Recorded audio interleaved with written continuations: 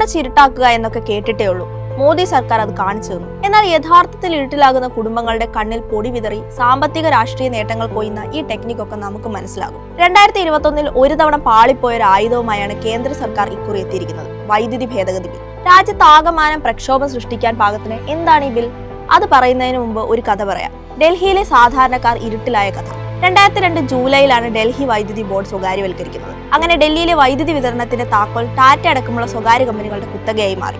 സർക്കാർ സ്ഥാപനമായിരുന്നപ്പോൾ ഉള്ളതിനേക്കാൾ ഉയർന്ന താരിഫ് നിരക്കിലായിരുന്നു സ്വകാര്യ കമ്പനികൾ വൈദ്യുതി നിരക്ക് ഈടാക്കിയിരുന്നത്. സ്വർണ്ണ വിലയ്ക്ക് വൈദ്യുതി വാങ്ങേണ്ട അവസ്ഥയിലായ ഡൽഹി നിവാസികൾ അസ്വസ്ഥരായി. സമ്പന്നരായ ഉപഭോക്താക്കൾ കൂടുതൽ പൈസ ചെലവാക്കാൻ തയ്യാറായിരുന്നു. ഡൽഹിയിലെ സാമൂഹ്യ അന്തരം വർദ്ധിച്ചു. സർക്കാർ വൈദ്യുതി മേഖലയിൽ ജോലി ചെയ്ത ഒരുപാട് പേർക്ക് ജോലി നഷ്ടമായി. തങ്ങൾ ഇരുട്ടിലാക്കിയവരോട് അന്നത്തെ ഡൽഹി മുഖ്യമന്ത്രിയും കോൺഗ്രസ് നേതാവുമായിരുന്ന ഷീല ദീക്ഷിത് അന്ന് പറഞ്ഞത് മെച്ചപ്പെട്ട സേവനങ്ങൾക്കായി കുറച്ചധികം ചിലവാക്കാൻ തയ്യാറാകൂ എന്നാണ്. ഇതേ മാതൃകയിലേക്ക് രാജ്യത്തെ മുഴുവൻ എത്തിക്കാനുള്ള ശ്രമത്തിലാണ് ഇന്ന് കേന്ദ്ര സർക്കാർ. ഇന്ത്യയിൽ വൈദ്യുതി ഉൽപാദനവും വിതരണവും നിയന്ത്രിക്കുന്നത് 2003 വൈദ്യുതി ആക്ടാണ്. വൈദ്യുതി ലഭ്യമാക്കുന്ന 3 ഘടകങ്ങളായ ഉൽപാദനം, പ്രസരണം, വിതരണം എന്നിവയെ സംബന്ധിച്ചുള്ള നിയമങ്ങളാണിവ. ഈ ആക്ടിന്റെ സെക്ഷൻ 9(1) പ്രകാരം ക്യാപ്റ്റീവ് ജനറേഷൻ അഥവാ വൈദ്യുതി ഉൽപാദനം ക്യാപ്റ്റീവ് ജനറേഷൻ പ്ലാന്റുകൾ നടത്തുന്ന ആർക്കും ലൈസൻസോടെ ചെയ്യാവുന്നതാണ്. എന്നാൽ ഇവ പൊതുസമൂഹത്തിലേക്ക് വിതരണം ചെയ്യുന്നതാണ് ഇതിലൂടെയുള്ള വരുമാന മാർഗം. അതിന് സഹായിക്കുന്ന വിതരണ ശൃംഖലകളായ ഡിസ്കോമുകൾ സ്ഥാപിക്കുക ചിലവേറിയ പരിപാടിയാണ്. സ്വകാര്യ കമ്പനികൾ ഊർജ്ജ വിതരണത്തിലേക്ക് ഇറങ്ങാത്തതും ഇതിനാൽ തന്നെ. വൈദ്യുതി ഭേദഗതി ബിൽ 2025 സെക്ഷൻ 14 പ്രസ്തുത ഭാഗം ശ്രദ്ധേയമാണ്. Through their own or shared distribution system within the same area in accordance with the framework as specified by the Commission. ചുരുക്കി പറഞ്ഞാൽ നിലവിൽ സർക്കാർ ചെലവിൽ സ്ഥാപിതമായ ഡിസ്കോമുകൾ പങ്കിടാനുള്ള അനുമതി. വളരെ ചുരുങ്ങിയ ചെലവിൽ ഊർജ്ജ മേഖലയിലേക്ക് കാലെടുത്തു വെക്കാൻ സ്വകാര്യ കമ്പനികൾക്ക്. അല്ല, സ്വകാര്യ കമ്പനികൾ കൂടി ഡിസ്കോമുകൾ പങ്കിട്ടാൽ എന്താ പ്രശ്നം?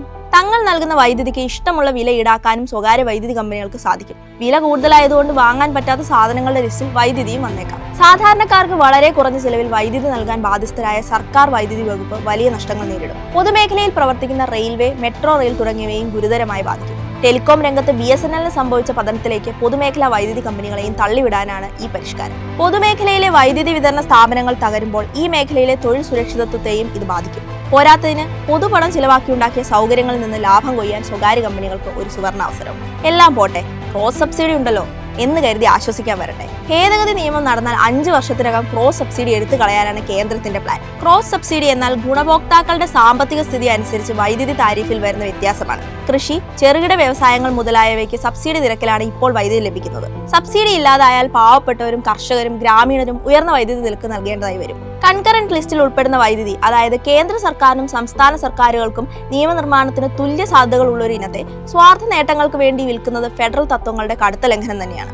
ദേശീയ തലത്തിൽ ഇലക്ട്രിസിറ്റി കൗൺസിൽ രൂപീകരിക്കുന്നതിലൂടെ സ്റ്റേറ്റ് ഇലക്ട്രിസിറ്റി റെഗുലേറ്ററി കമ്മീഷൻ പ്രവർത്തനരഹിതമാവും. കൂടുതൽ ശക്തി പ്രാപിച്ച കേന്ദ്രത്തിന് വൈദ്യുതിയുമായി ബന്ധപ്പെട്ട തീരുമാനങ്ങളിൽ പരോക്ഷമായൊരു സ്വയംഭരണ അവകാശവും നേടിയെടുക്കാം. രാഷ്ട്രീയ താൽപര്യങ്ങൾക്ക് വേണ്ടി കേരളം പോലെ പ്രതിപക്ഷ സർക്കാരുകൾ ഭരിക്കുന്ന സംസ്ഥാനങ്ങളെ ചൂഷണം ചെയ്യാം. ജനങ്ങളുടെ അടിസ്ഥാന ആവശ്യമായ വൈദ്യുതിയെ വിൽപ്പന ചരക്കാക്കിയുള്ള കേന്ദ്ര നയങ്ങൾ ഇന്ത്യൻ ജനതയെ ദാരിദ്ര്യത്തിന്റെ ഇരുട്ടിലേക്ക് തള്ളിവിടാനാണ്.